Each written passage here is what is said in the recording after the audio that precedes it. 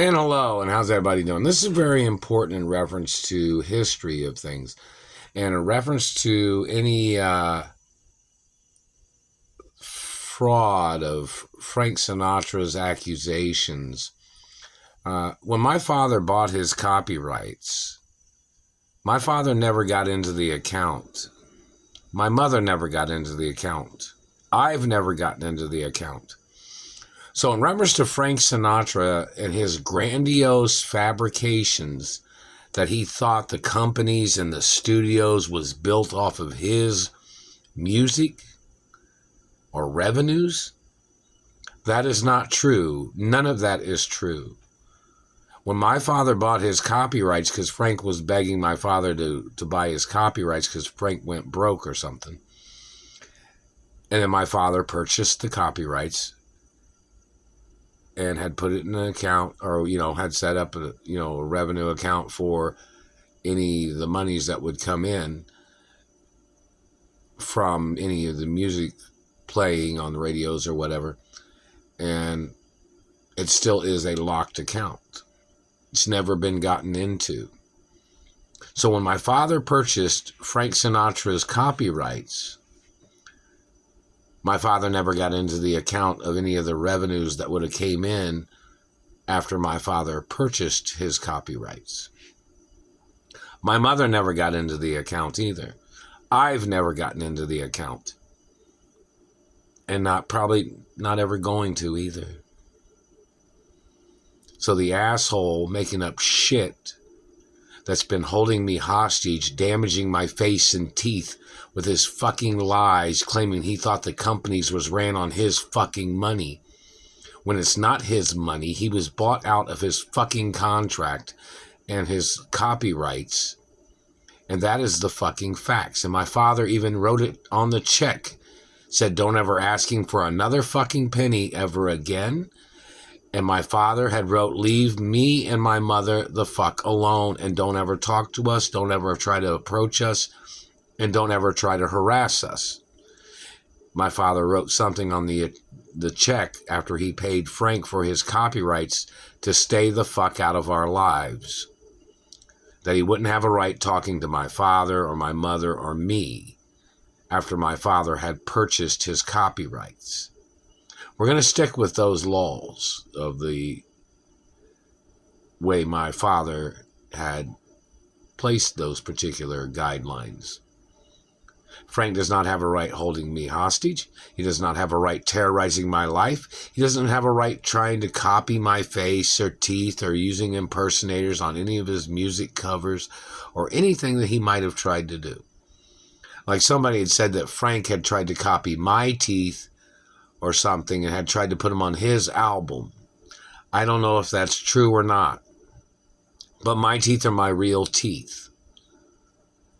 I have nothing to do with Frank Sinatra. Not ever going to have nothing to do with Frank Sinatra. Not past, present, or future. And my mother even had Frank Sinatra in court back in the 80s when he and some other people had kidnapped me from Hollywood. They'd kidnapped me from my mother and father's mansions, and they held me hostage in Indiana. Now, if Frank's been tied in with law enforcement or satellite controllers that have been doing these things to me, Frank Sinatra and his family would have to be charged for police brutality and government brutality. And if he was trying to call me somebody else's name, somebody of his relatives' names or whatever, no, that's illegal. If he tried to call me one of his relatives, that's illegal. I'm not a relative of Frank Sinatra. I won't ever be. Don't want to be anyways. I'm the owner of my biological parents' estates. I'm the owner forever. This goes for the facts of anybody else's opinion. I'm the only child of my parents. I'm the only owner of the companies and estates of my mother and father and grandparents.